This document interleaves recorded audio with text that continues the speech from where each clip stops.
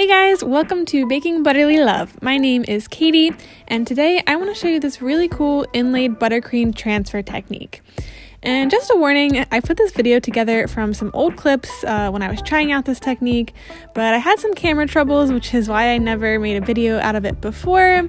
But looking back, I thought you could get some use out of it.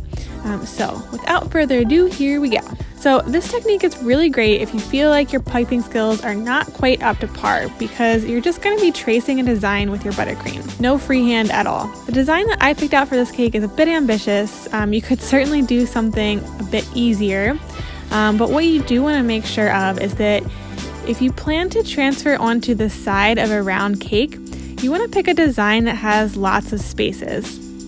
Or maybe a better way to put it is that you want a design that's made up of many smaller pieces rather than one large connected design. Otherwise, the design won't be flexible enough to fit the curve of the cake. So I have taped my design down to the counter and then taped a piece of parchment paper in place on top of that. The tape is a really good idea. It makes it way easier if you don't have to worry about the papers sliding around while you're trying to pipe out your design. And then I'm just using a small round tip to pipe it out. I believe this is a number 2. And then just going through and tracing my design. I focused on getting the larger bits filled in with a piping tip, and then I went back in with a scribe. You could just use a toothpick, and then just to drag the buttercream into the smaller parts and then drag it out to make sure I had all the little points nice and crisp. Then once the design was finished, I put it in the fridge for just a few minutes. So I wanted it to firm up but still have just like a tiny bit of flexibility, not rock hard. In order to get the inlaid appearance, the design has to be firmer than the frosting on your cake so that you can press it into the buttercream without messing it up. So I had my cake frosted already, and I did it as smooth as I could get it, and then I left the cake just sitting at room temperature so that the frosting would be nice and soft. Then I took the cold design and carefully pressed it into the side of the cake. You'll need to find something to smooth it out with. I know I'm using a cake scraper here, but that's probably not the best tool for the job, and I actually ended up switching to a fondant smoother, but that was one of the parts that I ended up not catching on camera.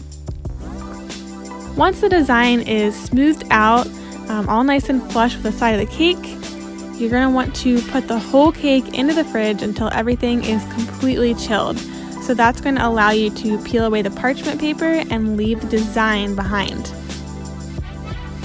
And skip ahead a few more missing parts of footage, but basically I decided to backfill the design a bit with some more of the white buttercream. You don't have to do this, but I wanted to do it to get everything perfectly even. Either way, if you decide to fill in or not, you can go back and scrape over the cold frosting with a hot cake scraper to get everything looking nice and crisp. If you like this video, you can subscribe to my channel for more cake decorating and baking tutorials. Thanks so much for watching, guys. I'll see you in the next video.